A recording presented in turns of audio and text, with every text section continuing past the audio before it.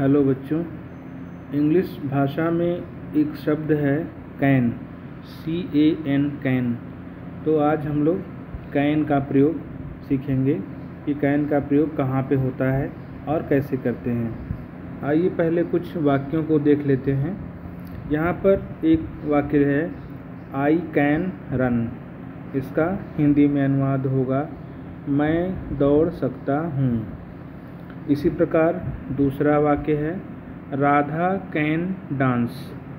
इसका हिंदी में अनुवाद होगा राधा नाच सकती है।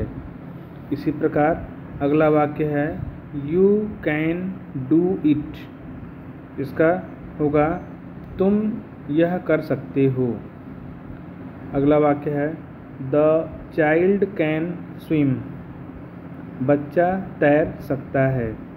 तो यहाँ पर एक चीज़ देखिएगा कि हर वाक्य में, हिंदी वाक्य में आया है सकता हूँ, सकता है, सकती है, सकते हैं।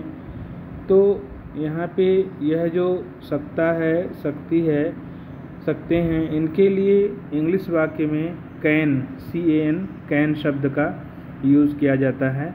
हर वाक्य में आपको कैन दिखाई दे रहा है। आई कैन रन, मैं दौड़ सकता हूँ। राधा कैन डांस, राधा नाच सकती है। यू कैन डू इट, तुम यह कर सकते हो। द चाइल्ड कैन स्विम, बच्चा तैर सकता है। तो जिन वाक्यों के अंत में सकता है, सकती है, सकता हूँ, सकते हैं आदि शब्द आते हैं, तो इन शब्दों के लिए अंग्रेजी वाक्य में CAN कैन का प्रयोग करते हैं। कैन का अर्थ होता है सकना। यह शब्द शारीरिक शक्ति के लिए प्रयोग किया जाता है कि मैं यह काम कर सकता हूँ या कोई भी यह काम कर सकता है। तो इस तरह से इंग्लिश वाक्यों में CAN कैन शब्द का प्रयोग किया जाता है। अब आइए इसके नेगेटिव सेंटेंस यानी नकारात्मक वाक्यों का अनुवाद कैसे करते हैं देख लेते हैं।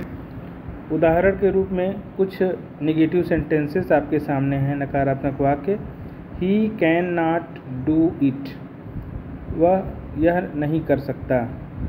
इसको इस तरह भी लिख सकते हैं, कैन नॉट को शॉर्ट में कैन लिखकर कॉमा लगाकर T लिखते हैं तो हो जाएगा ही कांट डू इट, वह यह नहीं कर सकता। इसी प्रकार अगला वाक्य है the child can not swim, बच्चा नहीं तैर सकता।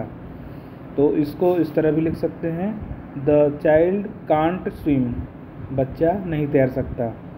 तो नेगेटिव बनाने के लिए इस तरह के वाक्यों में जिसमें कि सकता है, सकती है, सकते हैं लास्ट में आता है, तो उसमें कैन के साथ नॉट जुड़ जाता है।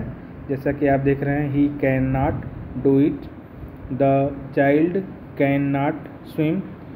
तो कैन के साथ नॉट लग जाता है तो सेंटेंस नेगेटिव यानी नकारात्मक बन जाता है।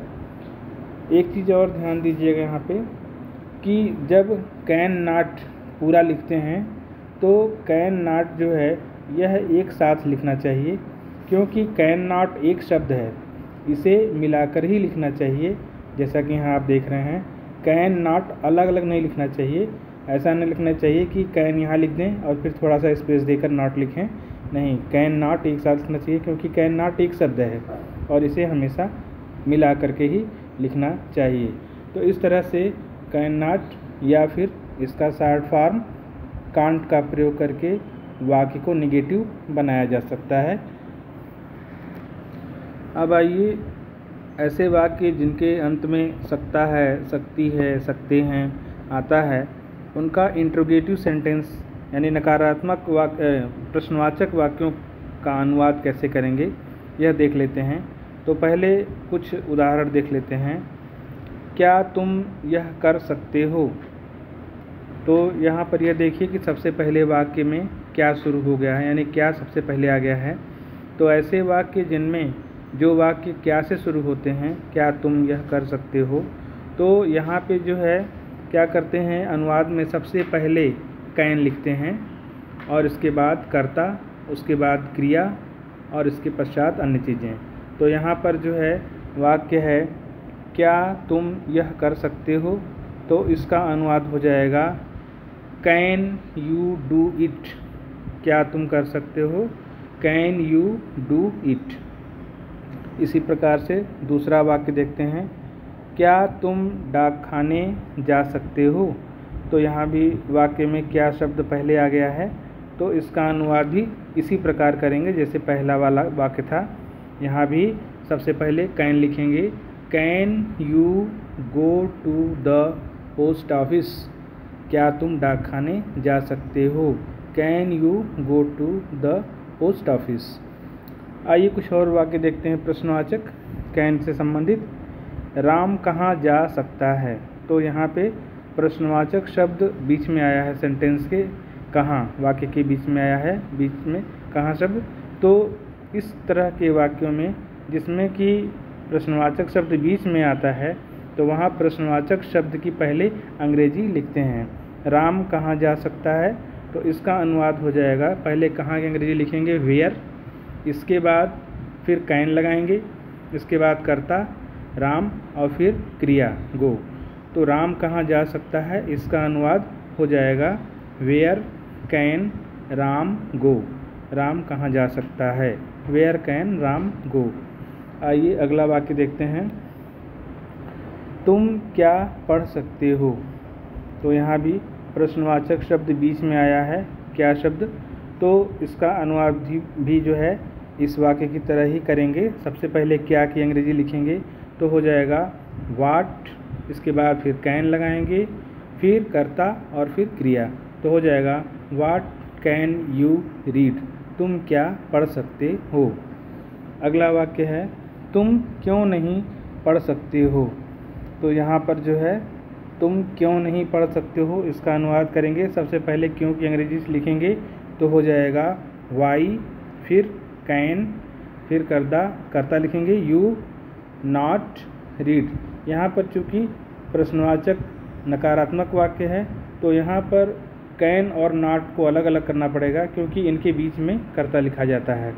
तो हो जाएगा why can you not read. जबकि नकारात्मक वाक्यों में हमने बताया था कि कैन और नॉट को अलग अलग नहीं करना चाहिए, एक साथ लिखना चाहिए क्योंकि ये एक शब्द हैं। लेकिन प्रश्नवाचक नकारात्मक वाक्यों में कैन के तुरंत बाद कर्ता आता है, उसके पश्चात नॉट लिखते हैं। तो यहाँ पे हो जाएगा why can you not read, या इसको इस तरह भी लिख सकते हैं why can't you read. Why can you not read लिखें या वाई कांट यू रीड, एक ही बात है। इसी तरह से अगला वाक्य देखते हैं लड़की क्यों नहीं गा सकती है, तो इसका अनुवाद हो जाएगा, देखिए why can the girl not sing. लड़की क्यों नहीं गा सकती है, why can the girl not sing, या इसको लिख सकते हैं why can't the girl sing. लड़की क्यों नहीं गा सकती है। तो इस तरह से कैन शब्द के प्रयोग वाले वाक्यों का अनुवाद किया जाता है।